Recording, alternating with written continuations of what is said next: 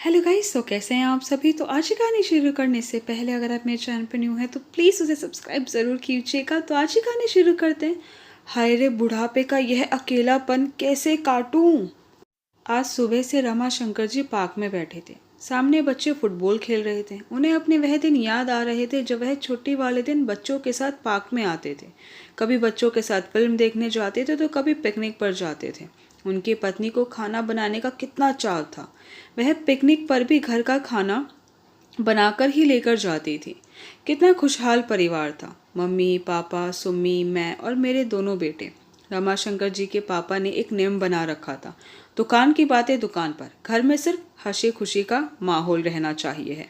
एकाएक सुम्मी उनकी पत्नी को याद कर उनकी आंखों से आंसू निकल आए। 4 साल हो गए हैं सुम्मी को गए हो। उसके बाद से तो रमाशंकर जी बिल्कुल अकेले हो गए थे। बेटे बहू बहुत अच्छे हैं, सब एक मकान में रहते हैं, खाना भी सबका एक ही साथ बनता है, पर बहुएं खाना नहीं बनाती है, मेड बनाती है। बैंक बैलेंस भी अच्छा खासा है, कमरे में सारी सुख सुविधाएं हैं, बढ़िया smart TV, AC, laptop, mobile phone. पर इनसे बुढ़ापा कहाँ कटता है। बुढ़ापे में तो बहुएं सेवा करे, पोता पोती पास में चिपके रहें, खेलते रहें। अकेला इंसान कितना टीवी देखेगा, कितना फ़ोन पर किसी से बातें करेगा।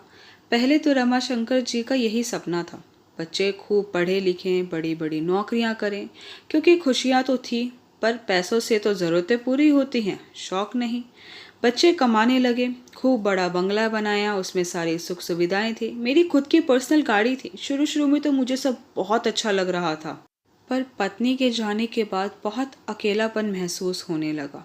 घर में फ्रूट भी मेड काट कर देती है, पर यह पूछने की किसी को फुर्सत ही नहीं है कि आपका क्या खाने का मन कर रहा है, आपने कुछ खाया या नहीं खाया। बहुएं अपने किटी पार्टियों में बिजी रहती हैं, बेटे अपने कामों में और बच्चे पढ़ाई में। पहले पैसा कम था पर सब साथ बैठकर खाते थे, पर अब कोई किसी टाइम घर आ रहा है तो कोई किसी टाइम घर आ रहा है, सब अपने अपने कमरों में बैठकर खाना खा रहे हैं। यही सब सोच सोचकर उनका मन उदास होता जा रहा था। घर जाने का भी मन नहीं कर रहा था। ऐसा नहीं था कि घर में कोई कुछ कहता था, पर जीवन में खालीपन सा आ गया था। आज अपने मोहल्ले के एक दोस्त की याद आ गई तो मैं उससे मिलने चल पड़ा। सुबह के 9 बज रहे थे। दयाशंकर जी ड्राइंग रूम में बैठकर अखबार पढ़ रहे थे। पोता बराबर में बैठा खिलौने से खेल रहा था।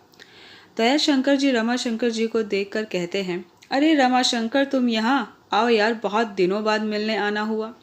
फिर दयाशंकर जी बहू को आवाज़ देते हैं, कहते हैं मेरा दोस्त आया है, नाश्ता लगा दो ज़रा।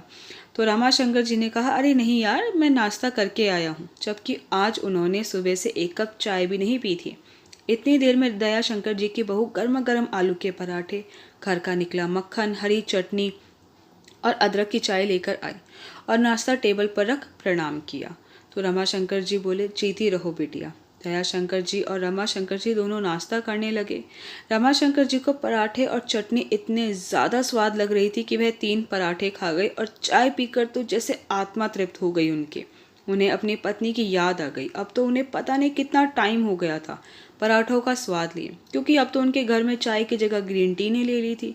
नाश्ते में स्प्राउट्स, ब्रेड बटर, कॉर्नफ्लेक्स आ गए थे। यह सब भी अच्छा है, पर कभी कभी तो मुंह का स्वाद बदलने का मन करता ही है।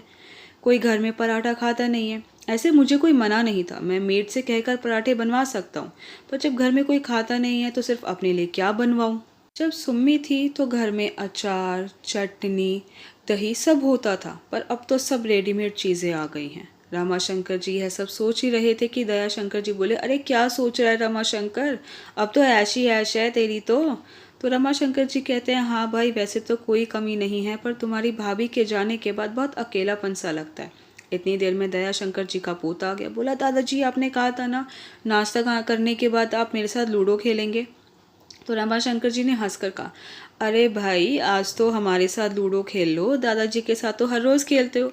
पहले तो दयाशंकर जी का पोता थोड़ी देर तो शर्माता है, पर फिर रमाशंकर जी के साथ खेलने लग जाता है। थोड़ी बाद वह खेलकर अपनी मम्मी के पास चला जाता है। इतनी देर में दयाशंकर जी का फ़ोन बज उठता है, तो वह फ़ोन उठाकर कहते हैं, हाँ यार ज़रूर, यह भी कोई पूछने की बात है क्या, और फ़ोन रख देते हैं। तो रमाशंकर जी पूछते हैं, अरे किसका फ़ोन था। तो दयाशंकर जी कहते हैं, अरे कुछ नहीं, हमारी उम्र के 10 व्यक्तियों का हमने ग्रुप बनाया हुआ है। 3-4 को तो तुम भी जानते हो, रामफल, जयप्रकाश, किशन और सुमित। वह हम सारे मिलकर कुछ दिन बाद हरिद्वार घूमने जा रहे हैं, इसलिए उन्हीं का फ़ोन आया था और कुछ महीने पहले हम वृंदावन घूम के आए थे। तो रमाशंकर जी कहते हैं, अरे यार तो फिर मुझे भी ले चलते साथ में।